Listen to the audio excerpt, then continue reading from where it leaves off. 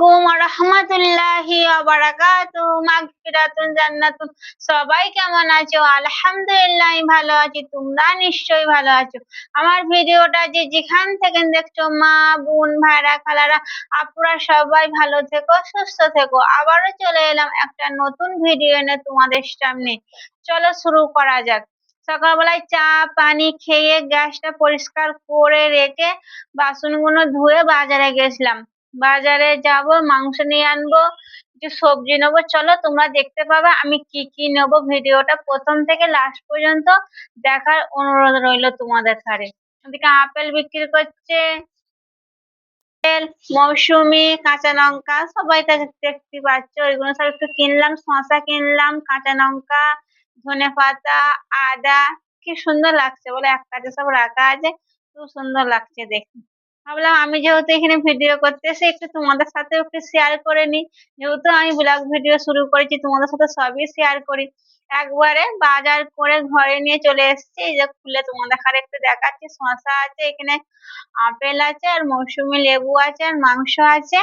কচি ওইদিকে কাঁদছে, ওকে একটা আপেল ধুয়ে পরিষ্কার করে কেটে দেবো। এই দেখো কচি খাচ্ছে, খুব সুন্দর আনন্দের সাথে খাচ্ছে। দেখো ওকে বলছি কি খাচ্ছে, যে মাম্মাম। খুব সুন্দর ভাবে খাচ্ছে। তারপর আমি একটু রেস্ট আরাম করে এদিকে ভাত চাপিয়ে দিয়েছি, ওইদিকে দুধ ফুটানো হয়ে গেছে। তারপরে এদিকে চলে এসেছি, একবারে টমেটো, ধনেপাতা, কাঁচা লঙ্কা সব কেটে নেবো। দেখো টমেটোটা কাটছি, তারপরে অফ ক্যামেরায় ওইগুলো কেটে নেবো। পেঁয়াজ, তারপরে একবারে মাংস চাপাতে যাবো। মাংসটা ধুয়ে পরিষ্কার করে মশলা মাখিয়ে রেখে দিয়েছি। তারপরে আনাজ কাটা হয়ে গেছে, সব কেটে নিয়ে চলে এসেছি এইদিকে। এদিকে একদিকে মাংস ভাজতে দিয়ে দিয়েছি, আর এদিকে কড়া চাপিয়ে দিয়েছি আমি। ওইদিকে মাংসটা রান্না করবো। দেখো পেঁয়াজ, ধনেপাতা, টমেটোর সব কেটে নিয়েছি, নিয়ে একবারে এখানে বসে গেছি। কচি ঘুমিয়ে গেছে, ওর আব্বা আর ছেলেটা নামাজ পড়তে চলে গেছে। কচি দুনিয়ায় ঘুমোচ্ছে। এদিকে তেলে গোটা গরম মশলা দিয়েছিলাম, জয়ফল, জয়ত্রী, ওইগুলো সব দিয়ে পেঁয়াজ দিয়ে একটু লাল লাল হয়ে যাবে। তারপরে টমেটোটা দেবো, ভালো করে একটু লাল হোক। লাল হলে পরে, যে কোনো পেঁয়াজটা লাল লাল হয়ে গেলে পরে তরকারিটা খুব সুন্দর কালার আসে। এই জন্য একটু পেঁয়াজটা একটু লাল লাল করে নেবো। তারপরে সব রকম মশলা দিয়ে ভালো করে কষতে থাকবো। তোমরা কে কিভাবে রান্না করে আমাকে সবাই কমেন্টে জানাবে, হ্যাঁ আপুরা, খালারা, মায়েরা। আর একটা তোমাদের কাছে রিকোয়েস্ট করব আমি, আমার ভিডিওটা যদি কোনো জায়গায় যদি একটু ভালো লেগে থাকে আপুরা, তাহলে একটা লাইক প্লিজ আর সাবস্ক্রাইবার করে দেবে, করে আমার পাশে থাকবে সবাই। এই দেখো মশলা সুন্দর করে কষিয়ে নিয়েছি, পানি দিয়ে চাপা দিয়ে খুব সুন্দর খুশবু বেরোচ্ছে। আমাদের ভাইয়াটা এসে নামাজ পড়ে এসে বলছে পুরো নিচে পর্যন্ত খুশবু চলে গেছে, এত সুন্দর খুশবু বেরোচ্ছে।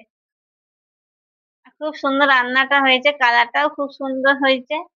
চাপা দিয়ে আদা রসুন বাটাও দিয়েছিলাম, সেটা তোমাদের এখানে বলা হয়নি, বলে দিলাম। আদা রসুন বাটাও দিয়েছিলাম আমি। আর মাঝে মাঝে ওইদিকে কচিকে একবার করে দিলা দিতে যাচ্ছে, আর এসে আমি এদিকে মশলাটা ভালো করে কষা হয়ে গেলে পরে তারপরে মাংসটাকে ঢেলে দেবো।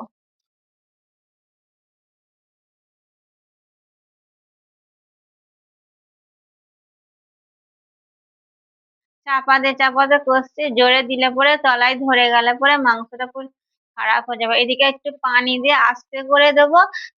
তারপরে এদিকে আমি শসা, পেঁয়াজ, কাঁচা লঙ্কা সব ভালো করে কেটে নেবো। ওদিকে আস্তে আস্তে হোক, মশলাটা কষুক, তারপরে আমি এইদিকে কাজটা মিটিয়ে নিই।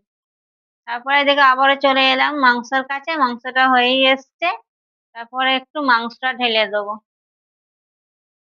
কড়াতেও আছে, কড়ার মাংসটা এতে দিয়ে দেবো। ওইদিকে কড়া আছে, ওইদিকে কড়ার মাংসটা এতে ঢেলে দেবো। ঢেলে দিয়ে ভালো করে 10 মিনিটের মতন কষতে থাকবো।